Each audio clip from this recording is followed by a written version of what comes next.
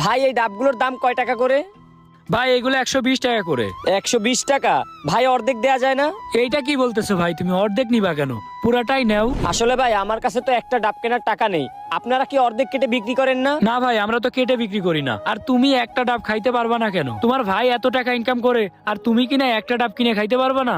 আরে ভাই আর বইলেন না, আপন ভাই থাকলে তো কত কিছুই কিনতে পারতাম, কত কিছুই খাইতে পারতাম, কিন্তু আমার তো আর কোনো আপন ভাই নেই, তাই কোনো কিছুই কিনে খাইতে পারি না। আপন ভাই থাকলে তার কাছে বলাই লাগতো না ভাই, সে নিজেই কিনে দিত। আচ্ছা ভাই, কোনো কষ্ট পেও না। তুমি একটা ডাব খাবা তো?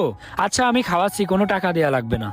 না ভাই, আপনি কেন খাওয়াবেন? অর্ধেক বিক্রি করেন কিনা এইটা বলেন, তাইলেই হবে। আরে ভাই তুমি কোনো টেনশন করো না, তোমার আপন ভাই নাই তো কি হয়েছে, আমি তো আছি, তুমি আমারে নিজের ভাই মনে করতে পারো। ওয়েট আমি দিচ্ছি, এই নাও ভাই। আসলে ভাই আমার যদি নিজের ভাই থাকতো না, তাইলে আর আপনার দেয়া লাগতো না। আমার ভাই